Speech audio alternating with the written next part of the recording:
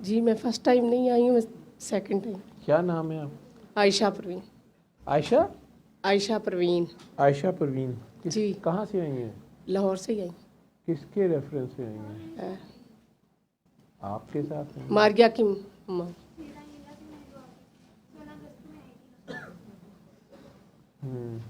سیدہ انیلا کے ساتھ آئی تھیں آپ؟ جی. تو آج دوبارہ آنے کے لیے آپ نے پوچھا تھا؟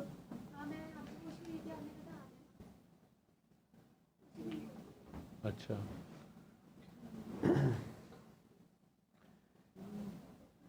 جی کیوں آئے؟ آپ کی کیا لگتی ہیں؟ ماریا میری بیٹی ہے. بیٹی ہیں آپ؟ جی. فرمائیں کیسے آنا ہوا؟ تو ماریا بہت زیادہ کرتی ہے نا، کیا؟ اس سسٹم سے بہت زیادہ جڑی ہوئی ہیں. تو یہ کہتی تھی کہ میں نے جانا ہے، پھر یہ اکیلی تھی تو میں نے کہا میں ساتھ چلتی ہوں. آپ کو یہ سسٹم کیسا لگتا ہے؟ آپ پہلی بار دوسری بار آئی ہیں؟ جی دوسری. یہ ایسا کوئی سسٹم نہیں ہے. میں کبھی ایسا کوئی سسٹم کلیم نہیں کیا، یا کوئی نہ جماعت نہیں بنا رہا ہوں، نہ کوئی میری کوئی جی جی جتھا ہے یا گروہ ہے. جی جی یہ تو گناہ گاروں کا میرے خیال میں میرا میسج بھی یہی ہے کہ جب ہم میں سے زیادہ تر لوگ جو ہیں نیک تو ادھر آتے ہی نہیں ہیں، ضرورت بھی نہیں ہے ان لوگوں کو. ماشاءاللہ آلریڈی نیک لوگ ہوتے ہیں. تو گناہ گار لوگ کہہ لیں کہ وہ غلطیاں زندگی میں ہم ساروں سے ہوتی ہیں، کسی سے چھوٹی کسی سے بڑی. کوئی مسلسل کرتا رہتا ہے، کوئی ایک آدھ کے بعد رک جاتا ہے. لیکن بہرحال جب بھی زندگی میں کوئی ایسی جگہ آتی ہے جہاں اسے احساس ہوتا ہے کہ وہ اپنی غلطیوں سے کہیں یا تو پھنس گیا ہے، کوئی شامت اعمال اس کے اپنے کیے ذرے کی کوئی ایسی ہو گئی ہے، یا اس کو بتایا جاتا ہے کہ اس کا تو کوئی قصور نہیں، کسی نے کچھ کر دیا ہے، جادو ہو گیا ہے، سازش ہو گئی ہے، نظر لگ گئی ہے، حسد ہو گیا ہے، کچھ بھی ہو گیا. جی. کیونکہ اللہ نے تو ایک جزا سزا کا دن رکھا ہوا ہے. اللہ تو ابھی نہیں کسی کو کوئی سزا دے رہا. جیسے میں کہتا ہوتا ہوں کہ چھوٹے بچے بیمار نہیں ہوتے، ان کے ماں باپ بیمار ہوتے ہیں. جی. ماں باپ ٹھیک ہو جائیں بچہ ٹھیک ہو جاتا ہے. جو نابالغ بچہ، اب اتنی سی بچی جو ہے اگر یہ پسٹل اٹھا کے چلا دے تو اس کو تو کسی نے کچھ نہیں کہنا. جس نے پسٹل اس کے ہاتھ پکڑایا اس سے پوچھا جائے گا کیوں دے دیا اتنے سے بچے کو پسٹل. جی. تو ان کی تو کوئی جزا سزا نہیں ہے. جی. اس کے باوجود یہ بیچارے بڑے بڑے سیریس بچے بھی بیمار ہوئے ہوتے ہیں اور دیکھا نہیں جاتا، چاہے غیر کا بچہ کسی کا بچہ ہو. تو میری عادت ہے، میں غور کرتا رہتا ہوں کہ میرا رب تو رحمان ہے اور فوراً معاف کرتا ہے، تو پھر اتنا سا بچہ کیوں پھنسا ہوا ہے. جی. 40 سال ڈاکٹری کر کے اور بیچ میں پھر بابا جی جب ملے تو انہوں نے یہ نقطہ سمجھایا کہ بچہ تو بیمار ہی نہیں ہوتا، ماں باپ بیمار ہوتے ہیں، اور اگر ماں باپ ٹھیک ہو جائے تو بچہ ٹھیک ہو جائے. اس میں بھی کئی لوگوں نے اعتراض کیا یا آج بھی تمسخر اڑاتے ہیں یا اعتراض کرتے ہیں کہ لو جی بچے کی سزا، ماں کی سزا یا باپ کی سزا یا ماں باپ کی سزا جو ہے وہ اللہ تمہارا بچے کو کیوں دے رہا ہے. یا اللہ تو کہتا ہے کہ وہ کسی کا بوجھ دوسرے پہ نہیں ڈالتا، تو پھر بچے کے اوپر کیسے آ گیا. تو وہ بات سمجھانی یا کلیئر کرنی پڑتی ہے کہ ماں باپ کا کیا دھرا جو ہے اس کی جو کانسیکوینسز یا شامت عمل یا مکافات عمل ہے وہ بچہ فیس کر رہا ہے. سزا تو ابھی اللہ نے دی نہیں ہے، اللہ تو ابھی سزا کی طرف آ نہیں رہا. اس نے ایک دن مقرر کیا ہوا، اس وقت تک اس نے ڈھیل دی ہوئی ہے ساروں کو. آنٹی انلیس کہ کوئی بہت ہی ظلم کر لے اور کوئی قوم یا کوئی شخص اللہ کے عذاب یا آفت کی نظر ہو جائے. وہ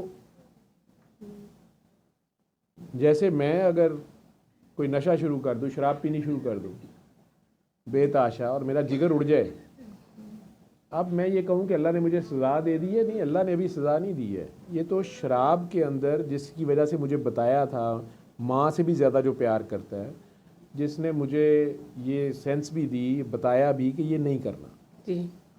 یا پھر ماں باپ نے بتایا، معاشرے نے بتایا، یا جو بھی تھا، اس کے باوجود میں نے وہ کیا. اس چیز کا نقصان مجھے ہوا، اس کی شامت اعمال. اسی طرح ماں باپ کو بتایا جاتا ہے کہ آپ بچے کو حلال کھلائیں، آپس میں گھر کا ماحول اچھا رکھیں. آپ ماں جب وہ 9 مہینے ڈیوٹی کر رہی ہوتی ہے، وہ خود ایک بہت مشکل ٹائم ہوتا ہے، تو اس کو ایک اچھا ماحول، اس کو ذہنی سکون اور گھر کا ماحول ٹھیک رکھے. پیار محبت کی فضا رکھیں. جب ماں اگر ذہنی ٹینشن میں ہوگی تو وہ بچے کے اوپر اس کا امپیکٹ آتا ہے. یہ میڈیکل سائنس ویسے بھی مانتی ہے. جی. لیکن ہم لوگوں کو بہت کم پتہ ہے کہ ہماری سوچ کا بہت زیادہ امپیکٹ آتا ہے. بلکہ اگر میں یہ کہوں کہ سارا کچھ ہے ہی سوچ ہے تو یہ بالکل غلط بات نہیں ہے, 100% ٹرو بات ہے. اگر میری سوچ میری حسد کی سوچ جو ہے وہ دوسرے کو نقصان دے رہی ہے, میری کسی بھی کام اچھا یا برا جو دیکھنے کی لوگوں کی نظر میں شاید بہت اچھا ہو لیکن اندر سے میری نیت بد ہے تو میرا اللہ اسے جانتا ہے, تو وہ عمل میرا جو ہے اس میں وہ برکت نہیں ہوتی. تو نیت کیا ہے؟ سوچ.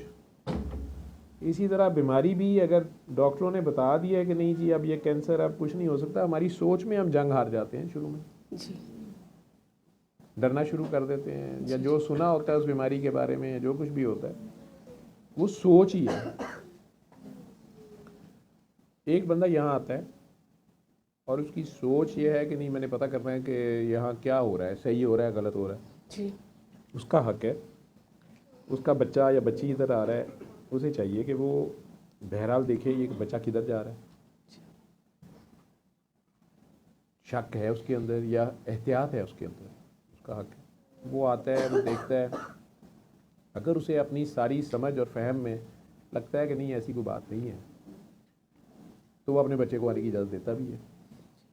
اگر اسے کسی چیز پہ اعتراض ہے بجائے اس کے کہ وہ اس کو اپنے ساتھ رکھے, اسے چاہیے وہ میرے سے پوچھ لے, ڈائریکٹ سوال کر لے یار یہ کیا بات ہے, یہ کیا ہو رہا ہے, وہ کیا ہو رہا ہے, ایسے نہیں ہو رہا, ویسے نہیں ہو رہا. کیونکہ ہو سکتا ہے اس کے بچے نے جو اسے بتایا ہے وہ خود تعارف پورا نہیں دے سکا یا اسے بات کا ہی نہیں پتا.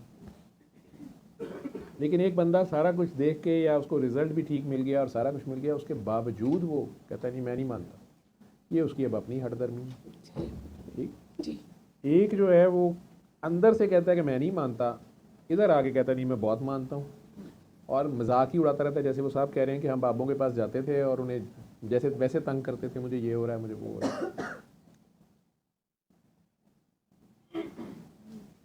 مختلف بیہیویئر ہے نا. جی. جس کے اندر شک ہوتا ہے وہ تحقیق تو کرتا ہے. شک اور تشکیک میں فرق ہے. تشکیک کی اجازت ہے, شک کی اجازت نہیں ہوتی. جی. کیونکہ شک حق کا دشمن ہے. حق اور شک ایک جگہ کبھی اکٹھے نہیں ہوتے. ٹھیک ہے. حق اللہ ہے, شک شیطان ہے, اور یہ ایک جگہ اکٹھے نہیں ہوں گے, دونوں ایک دوسرے کی ضد ہوں گے. جیسے اندھیرا اجالا ایک دوسرے کی ضد ہوں گے. شک پیدا ہوا ہے, تحقیق کریں, پوچھ لیں, پتہ کریں. آپ کے اپنے جو پیرامیٹرز ہیں وہ ٹھیک ہیں, آپ نہیں جانتے تو جاننے والے ہیں ان سے پوچھیں. پھر اپنے دل کی گواہی ضرور لیں, آپ کا دل کیا کہتا ہے. اگر سٹل شک رہے تو اس راستے پہ چلنا ہی نہیں چاہیے, اس کو چھوڑ دیں. چاہے وہ لاکھ حق کا راستہ ہو, ساری دنیا کہتی ہو, آپ کا دل مطمئن نہیں ہے, کیونکہ آپ کا اللہ آپ کے دل میں جو آواز آ رہی ہے پہلی, اگر آپ کا ضمیر زندہ ہے تو وہ سب سے پہلے وہاں سے ہی بات کرے گا, وہ آپ کو گائیڈ کرے گا. یہ بھی ہو سکتا ہے کہ آگے بھی ٹھیک ہو اور آپ کے اندر بھی ٹھیک ہو, وہ راستہ آپ کا ہے نہیں, وہ محکمہ آپ کا ہے نہیں, آپ کو ضرورت ہی نہیں ادھر جانے کی. موسیٰ علیہ السلام اور خضر علیہ السلام دونوں ٹھیک ہیں, لیکن جو موسیٰ علیہ السلام کے پاس ہے وہ خضر علیہ السلام کی ڈیوٹی نہیں ہے. جو خضر علیہ السلام کی ڈیوٹی ہے وہ موسیٰ علیہ السلام کی نہیں ہے. دونوں ٹھیک ہے. موسیٰ علیہ السلام اپنی تحقیق کے چکر میں, اپنے شوق میں خدا کی گواہی کے ساتھ وہاں جا رہے ہیں, لیکن اس کے باوجود انہیں خضر علیہ السلام کی تینوں باتیں سمجھ نہیں آ رہی, ہضم نہیں ہو رہی ہیں, حالانکہ پتہ بھی ہے خدا کہہ رہا ہے ٹھیک ہے. وہ بھی کہہ رہے ہیں کہ یار تم کیوں آ گئے ہو, تم میرے ساتھ کیسے چلو گے, اور ایک ہی بات کہہ رہے ہیں کہ تم نے پھر اگر چلنا ہے تو اعتراض نہ کرنا, خاموشی سے میرے ساتھ چلو, میری بات تمہیں سمجھ نہیں آئے گی. تیسرے قدم پہ انہوں نے کہہ دیا جی میری بس ہو گئی, نہ مجھے آپ کا پہلا قدم سمجھ آیا, نہ دوسرا سمجھ آیا, نہ تیسرا آیا. جی. یہ سورہ کہف کے اندر ہے. بالکل سورہ کہف دیکھا ہوا ہے نا. یہ آج کسی کا سوال بھی تھا, شاید تھا آج کا تھا کہ پچھلی بار کا تھا, میرا خیال ہے یہ ہے. کسی نے بابا جی کا ذکر کیا ہوا تھا, ہے نا, ہے, وہ بول دو مجھے کسی نے سوال پوچھا ہوا تھا آج میرے سے کہ رجال الغائب کیا ہوتے ہیں. آپ لوگوں کے پاس ایک ہی مائک آپ لوگوں نے آن کیا ہوتا ہے, دو نہیں ہو سکتے, اس میں جگہ نہیں ہے, وہ اٹیچ نہیں ہوتا. یہ نہیں ہو سکتا کہ یہاں سے آپ اسے سوئچ کر لیں, ایک ادھر پھر رہا ہو ایک ادھر پھر رہا ہو پھر اس کو کر لیں, نہیں بھی نہیں ہے سوئچ. چلیں جی پڑھیں. پرووائڈیڈ تو بڑا کچھ ہے لیکن باقی اپنی بس. جی السلام علیکم ڈاکٹر صاحب. آج سے تقریباً 25 سال قبل ہم سب اپنے موڑا شریف والے پیر و مرشد کے ہمراہ داتا صاحب میں حلقہ بند ذکر جلا ذکر جلی ذکر جلی یار تو ذکر اور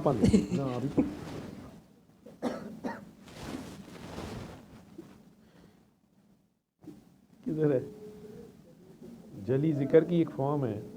خیر چلو. السلام علیکم ورحمۃ اللہ. ڈاکٹر صاحب آج سے تقریباً 25 سال قبل ہم سب اپنے موڑا شریف والے پیر و مرشد کے ہمراہ داتا صاحب میں حلقہ بند ذکر جلی اور قلب پر ضرب کی مشق میں مشغول تھے کہ اچانک ایک کڑک آواز آئی, کیوں ان کی گردن تروانے لگے ہو. یہ یوزلی لوگ اس طرح کر کے ذکر کر رہے ہوتے ہیں, اللہ ہو ایسے کر رہے ہوتے ہیں. مختلف ذکر کے طریقے ہیں, طریقت مختلف سلاسل کی اپنی اپنی ہے. جو اونچی آواز میں ذکر کیا جا رہا ہوتا ہے ذکر جلی اسے کہتے ہیں. کئی لوگ دل میں پڑھ رہے ہوتے ہیں جیسے خفی بھی کہہ دیتے ہیں, ایسے سمجھ لو آپ لوگوں کے لیے ٹرمینالوجی اتنی کافی ہے.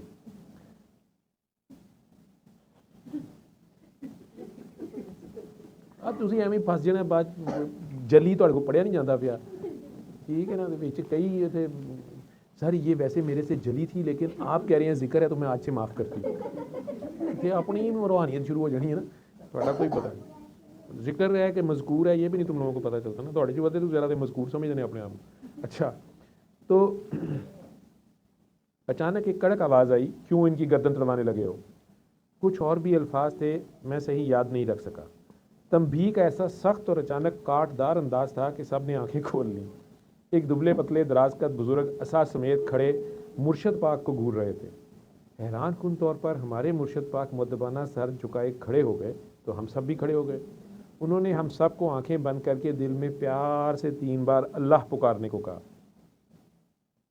لیکن ان کا اللہ کہنا ہمارے پورے جسم پر شدید لرزہ طاری کر دیتا تھا. انہوں نے ہماری آنکھیں کھلوائیں, مرشد پاک کو گلے لگایا اور چل دیے. وہ آپ کے بابا جی سید صفدر علی بخاری تھے, لیکن اس وقت تک میں نہیں جانتا تھا کہ وہ کون تھے. میں استرارن یعنی یہ اپنے حلقے کو چھوڑ کے یہ گول دائرے میں بیٹھے ہوتے ہیں, حلقہ بنانا اسے کہتے ہیں. میں استرارن ان کے پیچھے چند قدم ہی چلا تھا کہ یکدم مڑے اور بولے واپس اپنے مرشد کے پاس جاؤ, تمہارا حصہ ادھر ہی ہے. اتنا تہمکانہ انداز تھا, میں واپس ہو لیا. مرشد سے جب دریافت کرنے کی کوشش کی کہ یہ کون ہے تو دھیمے سے لہجے میں بولے یہ رجال الغیب میں سے ہیں, بہت بڑی ڈیوٹی پر ہیں. اس سے زیادہ وہ کچھ نہیں بولے. ہم میں ہمت تھی. کچھ عرصہ بعد داتا صاحب گیا تو ملاقات ہوئی. بھاگ کر سلام کیا تو فوراً بڑی دل فریب مسکراہٹ سے جواب دیا, بلکہ کندھے پر تھپکی دی اور بولے تمہارا مرشد سچل ہے, اس کی اتباع کرو, ہمارا سلام دینا. کچھ عرصہ بعد میں 7 سمندر پار آ گیا اور 10-12 سال واپس ہی نہ جا سکا. اس دوران میرے مرشد بھی پردہ فرما گئے اور بابا جی کے وصال کا بھی پتہ چلا. کچھ سال پہلے للہ ان کے دربار پر بھی حاضری کا شرف حاصل ہوا. اب آپ کے چینل سے ادھر کینیڈا بیٹھا نشہ پورا کرتا ہوں, لیکن ایک سوال آج بھی تنگ کرتا ہے, یہ رجال الغیب کون ہوتے ہیں. الف سین ان کا نام ہے, ایبریویشن میں ٹھیک ہے. سوال مین ان کا یہ ہے, وہ تو بابا جی سے کوئی ملاقات کا ذکر کر رہے ہیں کہیں داتا صاحب, بابا جی اس طرح کے اچانک انٹریاں ڈال دیتے تھے. تو وہ واقعہ تو کوئی ہوا ہوگا, اس کو نریٹ کریں جتنا انہیں یاد ہے. رجال الغیب آپ میں سے کون بتائے گا. کرم شاہ صاحب, پیر کرم شاہ صاحب, آپ شاہ جی. عموماً بھری محفل میں جو کہے پتہ نہیں, وہ ان میں سے ہو سکتا ہے.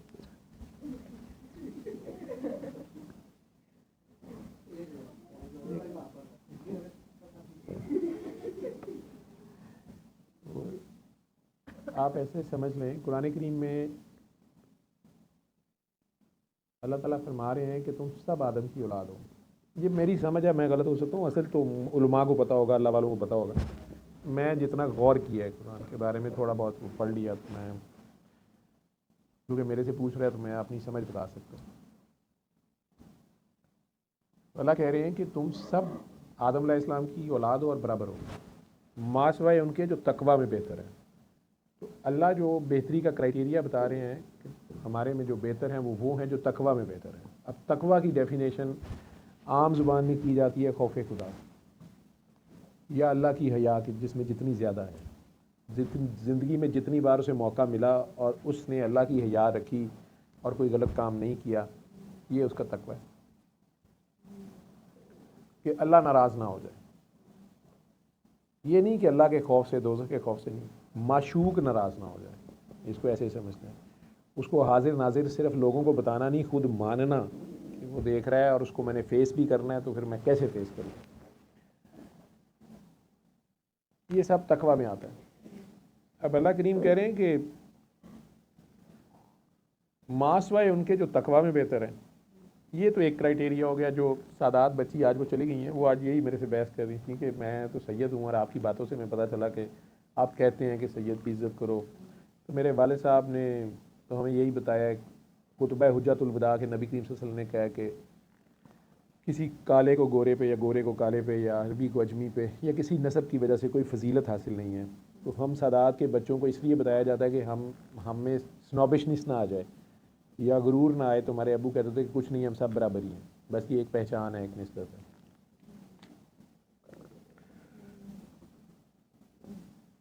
وہ ان کی اپنی جگہ عاجزی ٹھیک ہے, لیکن یہ نسبت بہت بڑی نسبت ہے سادات کی. اس لیے میں کہتا ہوں کہ ان کی عزت کریں. اگر وہ اسی راستے پہ چلتے ہیں پھر وہ عالمی ہیں, سرکار کے راہ پہ چلتے ہیں, کا درجہ بڑا ہے. اس میں کون کون کتنی تقوی سے رہا, کون کہاں لڑکا, کون کہاں نہیں لڑکا, اس میں اللہ نے فیصلہ کرنا ہے کون آگے پیچھے. لیکن اسی تقوی کے ساتھ اللہ ایک اور جگہ ایک اور کرائٹیریا بھی بول رہا ہے. تو اللہ تعالیٰ کہہ رہے ہیں کہ جو تم میں سے تقوی میں بہتر ہیں یا جنہیں میں نے فضیلت دی. اب یہ اللہ میاں کی ڈسکرپشن ہے کہ اللہ تعالیٰ نے اچانک اتنا نیک عبادت گزار شیطان ہیں, فرشتے ہیں, دوسری مخلوقات ہیں, تو اللہ کریم نے اچانک کہہ دیا کہ نہیں بیٹا میری جرابیں مجھے دے دو. تو اللہ نے کہہ دیا نہیں, آدم تم سے بہتر ہے. اب آدم علیہ السلام نے ابھی کوئی عبادت کوئی تقوی کچھ نہیں دکھایا ہوا, لیکن اللہ نے فضیلت دے دی. اس کے ساتھ ہی اللہ تعالیٰ کہہ رہے ہیں کہ جیسے خامد کو میں نے بیوی پہ فضیلت دی, اللہ کی مرضی ہے. ہاں ساتھ یہ بھی کہہ دیا کہ چونکہ وہ اپنا خرچ کرتا ہے, وہ یہ اس کی ذمہ داری ہے مرد کی مین جو اللہ کی طرف سے ہے. اگر وہ نہیں کرتا, اپنی ڈیوٹی نہیں نبھا رہا, تو پھر وہ اس درجے سے گر گیا. وہ ایک علیحدہ کہانی ہے. نظام چلانے کے لیے اللہ نے اس نظام میں ایک فیصلہ دے دیا کہ بہتر ہے کہ خامد کی فضیلت. اس کے ساتھ اللہ تعالیٰ انبیاء کا ذکر کر رہے ہیں اور کہہ رہے ہیں جیسے میں نے انبیاء کے بارے میں ہمیں تنبیہ ہے کہ ہم 1,24,000 پیغمبر آئے, ان میں کچھ صاحب کتاب ہیں, رسول ہیں, نبی ہیں, پیغمبر ہیں. لیکن اللہ صاحب کہہ رہا ہے کہ تم لوگوں نے ڈیفرینشیٹ نہیں کرنا کہ یہ نبی زیادہ آگے ہے, یہ نبی زیادہ پیچھے ہے, ہمارا نبی زیادہ آگے ہے. یہ کام تم لوگوں نے نہیں, درجے تم نے نہیں ڈیسائیڈ کرنا ہے. اس سے مجھے لگتا ہے کہ اگر نبیوں کے بارے میں ہماری اوقات نہیں ہے, تو اسی طرح ولی ہوں یا صحابہ کرام ہوں یا اللہ کے بندے کے ساتھی ہوں, ہمیں کوئی پتہ نہیں ہے. ہمارے لیے ہمیں بہتر ہے کہ ہم اپنا منہ بند رکھیں. ہاں جن کی واضح کوئی ایسی حرکتیں ہیں جو سامنے ہیں, تو ٹھیک ہے, اس کی مذمت کی گئی, اوپنلی کی گئی یا کرنی چاہیے, لیکن راستہ کلیئر کٹ ہے نبی. تو نبیوں میں بھی اللہ کہہ رہا ہے کہ تم لوگوں نے نہیں کرنا, لیکن ساتھ ہی کہہ رہا ہے پتر جی تھوڑی دیر نہ کر, ساتھ ہی کہہ رہا ہے کہ جیسے میں نے آل نوح کو فضیلت دی, پھر آل موسیٰ کو دی, آل عمران کو دی, اور آل ابراہیم کو دی. اب حضرت نوح علیہ السلام جو ہیں انہیں آدم ثانی بھی کہتے ہیں, کیونکہ جب طوفان نوح آیا تو ایک بار سارا کچھ وائپ آؤٹ ہو گیا, دوبارہ سے نسل انسانی بھی اور دوسری ساری چیزیں, پانی غائب ہوا اور ساری چیز آباد ہوئی. تو حضرت نوح علیہ السلام کی اولاد میں سے ہی باقی انبیاء آگے آئے, تو حضرت ابراہیم ہے. اب حضرت ابراہیم ہی کی اولاد میں حضرت موسیٰ علیہ السلام بھی ہیں جو حضرت اسحاق والی سائڈ سے ہے, حضرت یوسف علیہ السلام, حضرت یعقوب علیہ السلام اور یوسف علیہ السلام, اور پھر آگے آ کے حضرت موسیٰ علیہ السلام. حضرت ابراہیمی کی اولاد میں سے اس سائڈ پہ حضرت اسماعیل ہیں, اور پھر آگے آخر میں آگے نبی کریم صلی اللہ علیہ وسلم. تو آل ابراہیم میں ویسے تو یہ دونوں ہی آتے ہیں, لیکن اللہ اسپیسیفکلی آل موسیٰ کہہ رہے ہیں. آل موسیٰ کو بھی فضیلت دی اللہ نے, جو موسیٰ علیہ السلام کی راہ پہ انہیں فضیلت دی. اور آل عمران، حضرت عمران جو ہیں حضرت عیسیٰ کے نانا ابو ہیں، کیونکہ بی بی مریم کے ہسبینڈ تو ہے ہی کوئی نہیں ہے، تو حضرت عیسیٰ کے والد تو ہیں ہی نہیں ہیں، والدہ ہی ہیں، اور والدہ کے جو والد ہیں حضرت عمران ہیں.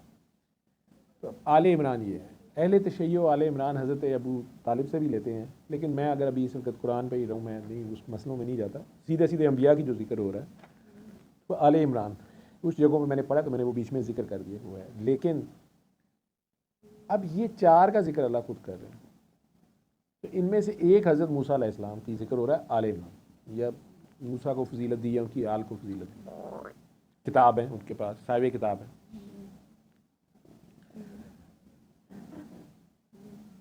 اگر دیکھا جائے تو انہی کی لڑی آگے چل کے بیسیکلی آ کے حضرت عیسیٰ تک بھی وہی میسیج آ رہا ہے، اور ان سے پہلے حضرت داؤد بھی بیچ میں آ رہے ہیں، زبور بھی ان پہ آ رہی ہے، توریت بھی آ رہی ہے، انجیل بھی ہے، پھر نبی کریم صلی اللہ علیہ وسلم پہ قرآن کریم سارا.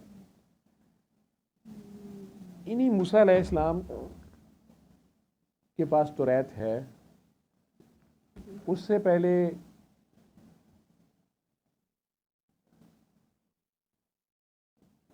حضرت سلیمان علیہ السلام بہت بڑے ایک نبی جنہیں جنوں پر بھی ہواؤں پر بھی حکمرانی ہے، ان کے دربار میں بھی ایک صاحب کا ذکر ملتا ہے کہ انہوں نے کہا کہ کوئی ہے جو کہ ملکہ سبا کا تخت لے آئے فوراً. ان کے دربار میں ایک شخص، کچھ لوگ کچھ تفسیروں میں ان کا نام آصف برقیہ لکھا جاتا ہے، وہ اللہ کا کوئی ولی ہوگا نا، نبی تو وہ خود ہیں بیٹھے ہوئے. تو انہوں نے کہا جی یہ لے. اب یہ ان کے پاس کون سا علم ہے جو حضرت سلیمان علیہ السلام استعمال نہیں کر رہے، یا حضرت سلیمان علیہ السلام کے پاس یہ ایکسپرٹیز نہیں ہے، یا وہ یہ کام خود نہیں کر رہے، اور یہ آصف برقیہ صاحب یہ اللہ کا بندہ ہے کوئی، یہ ان کی درباری ہے، ان کا اس نے منگوا دیا. اسی طرح یہ اللہ کے بندے، ان کے بارے میں یہ ذکر کوئی نہیں ہے کہ یہ نبی ہیں نہیں ہیں. حضرت موسیٰ علیہ السلام جو فضیلت والے نبی ہیں، وہ اللہ سے کہہ بیٹھتے ہیں کہ یا اللہ، جو آپ سورہ کہف کی بات کر رہے ہیں کہ یا اللہ میرے پاس اب فائنل علم ہے، میرے سے اوپر علم والا تو زمین پہ کوئی نہیں ہے اس وقت. تو کہا گیا کہ یہ سوچنا بھی نہیں، آپ سے بھی اوپر علم والے ہیں. بڑی ایکسائٹمنٹ کرنی، میں ملنا چاہتا ہوں، عالم بندے سے ملنا چاہیے، اتنا زیادہ علم جن کے پاس میرے سے بھی اوپر علم ہے. ان کے پاس کتاب کا علم ہے، یعنی اس وقت کی جو قرآن کریم ہے یا اس وقت کی جو الہامی کتاب ہے وہ ان کے پاس ہے. اس کی ڈسکرپشن بھی انہوں نے کرنی ہے، شریعت اس کی لاز کیا ہیں کیا نہیں وہ انہوں نے کرنے پہلے. یار اس کو بند کر دینا کسی ہے. کہا گیا کہ آپ چل کے جائیں، کیونکہ درجہ اس کے پاس علم زیادہ ہے تو پھر چل کے جایا جائے گا. کنویں کے پاس پیاسے کو جانا پڑے گا. اور میں اس میں جتنا غور کرتا ہوں صرف سورہ کہف کے واقعے کے حساب سے، بہت ڈیٹیل میں جاؤں، میں یہ دیکھتا ہوں کہ اللہ نے انہیں کہا کہ آپ اپنے ان کا دوست یا بھائی ہے حضرت ہارون علیہ السلام، دوسرے پیغمبر جو ہیں یا ساتھی ان کا، کہ جہاں پر تم لوگوں سے غلطی ہوگی یا ان سے غلطی ہوگی یا مچھلی ان کی گر جائے گی یا کھانا ان کا، جہاں دونوں دریا ملیں گے، وہ ساری نشانیاں بتائی گئی ہیں. اور وہاں بالآخر ان کی حضرت خضر علیہ السلام سے ملاقات ہوتی. اور خضر علیہ السلام جو ہیں انہیں بھی پتہ ہے کہ اللہ کا بندہ ہے، نبی ہیں اور یہ آئے ہیں ملنے، تو وہ انہیں اعتراض ہی کر رہے ہیں، انہیں کہہ رہے ہیں کہ آپ کیوں آئے ہیں، اب وہ کیا ضرورت ہے، یعنی آپ اپنی ڈیوٹی کریں، مجھے اپنی ڈیوٹی کرنا ہے. اور وہ کہہ رہے ہیں کہ نہیں میں آپ کو ڈسٹرب نہیں کروں گا، بس میں نے آپ کے ساتھ رہنا ہے، آپ کیا کرتے ہیں، آپ کیا علم ہے. تو پہلا سٹیپ ہے جس میں وہ کشتی میں سوراخ کر دیتے ہیں، جن بچوں نے وہ دریا پار کرایا ان کی کشتی میں سوراخ کر دیا. دوسرا سٹیپ ہے جس شہر کے لوگوں نے ان کو ذرا سی لفٹ نہیں کرائی، راستہ بتانے پہ تیار نہیں، کھانا دینے پہ، پانی پوچھنے پہ تیار نہیں، بلکہ اگر کسی دیوار کے سائے میں بیٹھے ہیں تو انہوں نے وہاں سے بھی اٹھا دیجیے، ہماری دیوار کے سائے سے اٹھو. تو مسافروں کے ساتھ اتنا برا سلوک ہے. اس شہر کی دیوار گر رہی ہے کوئی کسی کے گھر کی، تو ان کے کہے بغیر حضرت خضر علیہ السلام جو ہے اس دیوار کو سہارا دینا شروع ہو گئے ہیں، یا اس کو مرمت کرنا شروع ہو گئے ہیں. جس پہ حضرت موسیٰ کو اعتراض ہے کہ جب اتنے گندا شہر ہے اور یہ اپنی دیوار میں بیٹھنے نہیں دے رہے، آپ ان کی گرتی دیواروں کو سہارے دے رہے ہیں. اور وہ انہیں بار بار کہہ رہے ہیں کہ میں نے آپ سے کہا تھا آپ نے چپ رہنا اور میرے کام میں نہیں بولنا. تیسری بار تو انہوں نے حد ہی کر دی ہے کہ انہوں نے ایک معصوم بچہ گلی میں کھیل رہا ہے بڑا صاف ستھرا نیٹ کلین سے، جس سے اچھے بیبی ہوتے ہیں، اور اس نے زوردار سلام بھی مار دیا ان اجنبیوں کو. اور موسیٰ علیہ السلام بڑے خوش ہوئے ہیں کتنا اچھا بچہ ہے اور کتنا تمیزدار ہے کسی اچھے گھرانے کا، اور خضر علیہ السلام نے اس کی گردن اتار دی، جس پہ موسیٰ علیہ السلام چیخ ہی پڑے ہیں کہ جی آپ کیا کر رہے ہیں. کہا گیا کہ میں نے تمہیں کہا تھا تم نے چپ رہنا. وہ واقعہ سورہ کہف میں آپ پڑھیں گے تو ایسے ہے. رجال الغیب یہ ہوتے ہیں، مجھے میری سمجھ یہ ہے کہ یہ کوئی اللہ کی اپنی حکمت ان کی ہوتی ہے، ان کے بارے میں کم ہی جو لوگ جانتے ہیں یا ان کے بارے میں کم انفارمیشن دی جاتی ہے، اور ان کی اپنی کوئی ڈیوٹی ہوتی ہے، ڈیوٹی کے لوگ ہوتے ہیں. میرے آپ کے سوال کا جو جواب ہے مجھے یہی سمجھ آئی ہے ان لوگوں کی. باقی علماء کرام اس کے اوپر بول چکے ہوں گے اور کافی کچھ کتابوں میں آپ کو مل جائے گا، آپ اس میں دیکھ لیں. مجھے اتنی ہی سمجھ آئی ہے. سورہ کہف کا یہ جو واقعہ ہے اس سے مجھے بھی یہ سمجھ آتی ہے، میں اس سے یہ عکس کرتا ہوں. تو میری ماں کہتی ہوتی کہ جڑے پنڈ جانا نہیں تو راہ پوچھنے کا بھی فائدہ کوئی نہیں. یا جو موسیٰ علیہ السلام کی ڈیوٹی ہے وہ خضر علیہ السلام کی نہیں ہے، جو خضر علیہ السلام کی ہے وہ موسیٰ علیہ السلام کی نہیں ہے. یا کسی اور نے کہا تھا کہ جو موسیٰ کے پاس تھا وہ خضر کے پاس نہیں تھا، جو خضر کے پاس تھا وہ موسیٰ کے پاس نہیں تھا. ان کی ڈیوٹی اپنی اپنی تھی. اسی طرح ہمیں اپنی پہچان ہونی چاہیے کہ میرے ذمہ ہے کیا، اتنا میں کام کر لوں. کسی دوسرے کی کیا ڈیوٹی ہے، وہ کیا کر رہا ہے، اس کو ناپنے تولنے جج کرنے کے چکر میں کئی بار انسان خود اپنے آپ کو خراب کر لیتا ہے. خواہ مخواہ کی جو ہے مصیبت میں پھنس جاتا ہے، اپنی پہچان بھی بھول جاتا ہے کسی کی کیا اس نے کرنی ہوتی ہے. خیر سر ابھی آپ نے یہ ارشاد فرمایا کہ ارشاد ہوا ہے، میں کہتا گناہ گار جب بندہ ہے سیدھی گل کرو. ایک راستہ ہے جو انسان کے لیے نہیں بنا، اس راستے پہ نہیں جانا چاہیے. تو اس سے کیا مراد ہے؟ یعنی کہ دنیاوی لحاظ سے ہے یا کسی بھی لحاظ سے جو چیز آپ کی سمجھ سے باہر ہے اس کے لیے یا تو گائیڈ لیں، کوئی کسی کو مان لیں، پھر اپنے سے بہتر کسی کو دیکھ لیں، کوئی ملتا ہے تو وہ کون سے راستے پہ آپ چلنا چاہ رہے ہیں. اور ایک آپ کا دین سیدھا سیدھا جو آپ کو بتایا گیا ہے وہ ہے، ٹھیک ہے نا. اب ایک بندہ ہے وہ کہتا ہے کہ نہیں جی میں نے بھی ایدی صاحب کی طرح لوگوں کی ہیلپ کرنی ہے. ایدی صاحب کا نام جو بھی کام انہوں نے کیا اس پہ آج بھی اعتراض بھی ہے بہت سے لوگوں کو. انہوں نے تو بالکل سڑکوں سے کچرے سے جو بچے بیچارے پیدائش کے لوگ پھینک دیتے ہیں پیدا کر کے، انہوں نے وہ بھی اٹھا کے پالے اور انہیں پڑھایا لکھایا. اسی طرح اگر کہیں آفت آ گئی انہوں نے مانگ مانگ کے بھی لوگوں کے تک کھانا یا مردوں کو کفن دیے، ایمبولینسز بنائی، وٹ ایور جو بھی ہے. اب یہ کام کسی نے کرنا ہے تو اس کو اتنا ظرف چاہیے اور ہمت چاہیے اور سارا کچھ.